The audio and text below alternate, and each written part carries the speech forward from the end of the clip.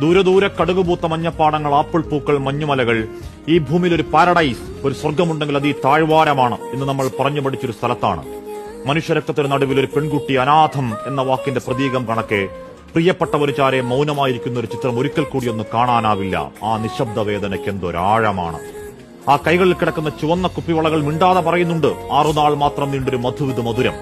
ആർത്തുകരയാൻ പോലും പാങ്ങില്ലാത്ത പകപ്പിൽ, ആ ഇരിപ്പിൽ നിശബ്ദം നിസ്സഹായം ഇടനെഞ്ചിലൂടെ ഹൃദയത്തിന്റെ ആഴത്തിലേക്ക് വിഷം തേച്ച ഇരുമ്പാണികൾ അറഞ്ഞു കയറ്റും പോലെ കുത്തിവലിക്കുന്നുണ്ട് ആഘാത വേദന. ഈ രാജ്യത്തിന്റെ കൊക്കിന് ജീവനുള്ള കാലത്തോളം മറക്കാവതാണ്.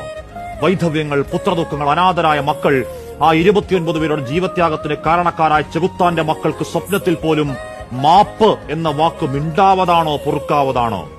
അന്ന് പത്താൻകോട്ടിൽ, പുൽവാമയിൽ, ഉറിയിൽ, അമർനാഥിൽ, റിയാസിയിലൊക്കെ കുരുതികൾക്ക് ശേഷം പറഞ്ഞ പോലെ അടിച്ചുവെച്ച മട്ടിലാണ് റെഡിമെയ്ഡ് പ്രതികരണം.